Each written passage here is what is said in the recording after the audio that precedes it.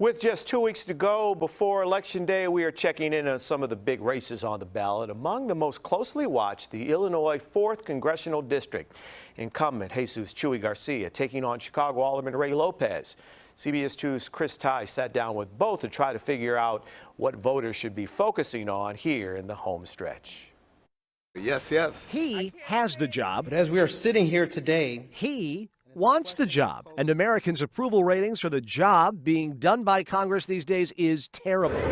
On that, they agree. This is a do-nothing Congress. I think you have to be willing to advocate for what matters most. What matters to folks inside Illinois' 4th Congressional District will determine this thing. It borders Burbank and Midway Airport on the south, Halstead Street to the east, Oak Brook out to the west, and just shy of O'Hare into Franklin Park to the north.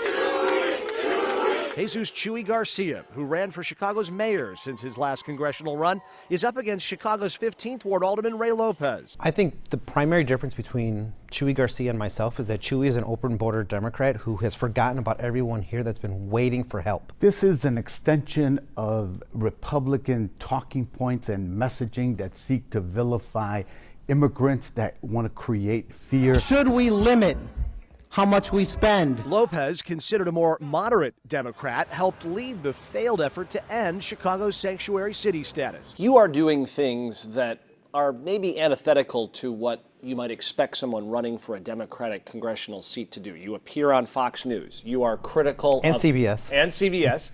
And you are critical of the president. You are notoriously critical of Chicago's mayor.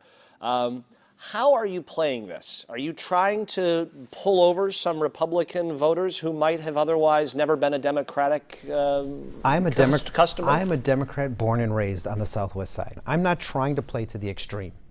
I'm not trying to out-crazy the crazy and out-left the left.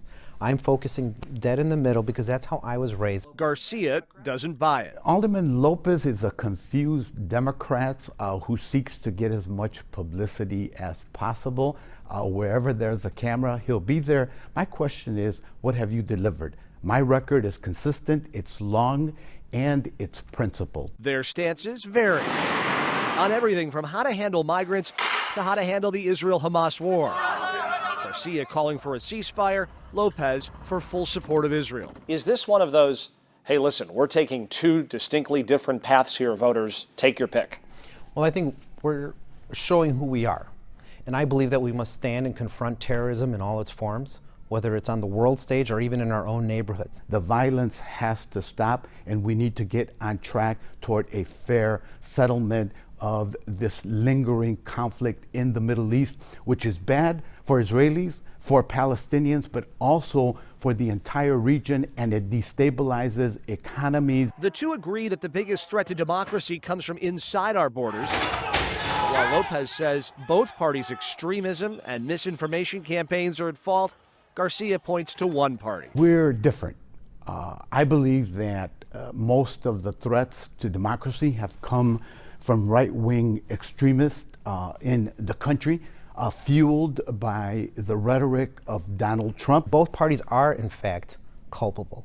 And when you have individuals who always only see the problems in those that they're confronted with and not the problems in their own eye, we have a problem.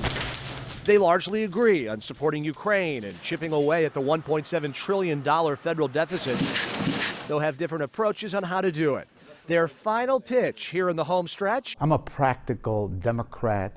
I have run in this district. This will be my third race. I have been elected by Democrats in both the city and the suburbs, including independents as well. I am a coalition builder. I have fought the Chicago machine, helped dismantle the machine. I think when it comes to policy, when it comes to politics, we are wildly different individuals.